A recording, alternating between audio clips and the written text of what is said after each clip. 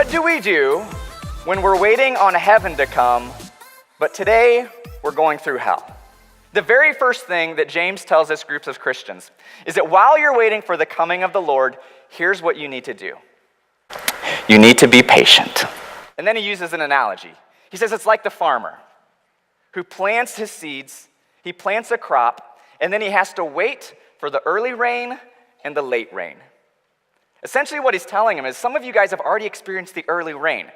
That you had this hopelessness, and then you gave your life over to Christ, and maybe you were baptized in the waters, you came up, and there was this feeling that you had that, man, finally things are going to be different.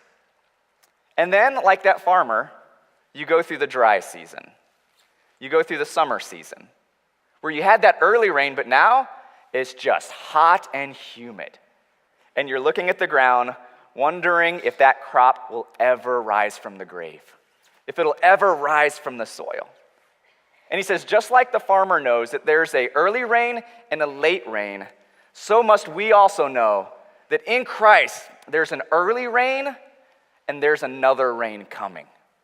Here's the thing that those dry seasons will do to us.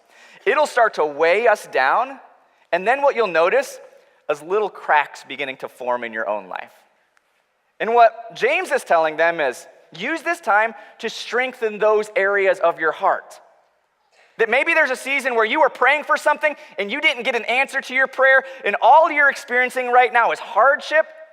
And maybe there's little cracks that are starting to appear in your faith, where now you're beginning to say, God, I thought I believed in you, but I prayed that prayer and you didn't answer, and now my faith is beginning to get cracked a little bit. Here's what I know what's going to happen. Things are going to get hard. Pressure's going to be put on your shoulders, and then you're going to start grumbling with each other. You're going to start pointing fingers at each other. You're going to start tearing each other apart.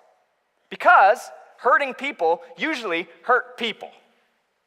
And so James says, the worst thing that you can do for the church in a time where we're sitting, we're waiting, we're doing God's work, and we're hoping that heaven's going to come, the worst thing that you can do is turn to your brother and sister in Christ and say, I can't believe that person would do that. They're supposed to be a Christian and love the Lord. How could they do that? And we start grumbling amongst ourselves. He says, if you want to see cracks happen, church, grumble away, because that's what will destroy this whole thing. If we are going to wait for heaven to come, amongst all of the pain, amongst all of the evil in this world, you know what we have to understand? This truth. We have to understand that our God is compassionate and merciful. Our God, even in our pain, even in our struggle, is compassionate. He's loving. He cares. He's not far off. And he's also merciful. That pain is going to be relieved. That sin is going to be forgiven. But God is compassionate and merciful, not just towards you, but to the rest of the world. Because here's the truth. You know what is keeping God from coming and bringing heaven to earth right now? His compassion and his mercy.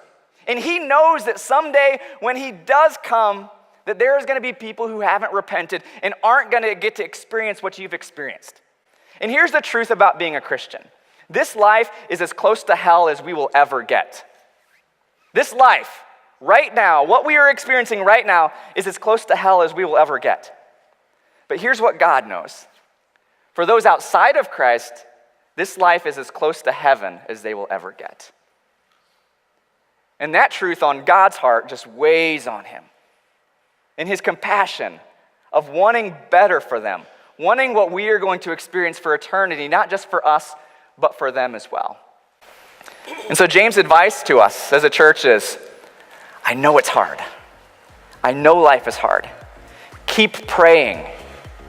But God's patience leads to God's salvation for you and for the world as well.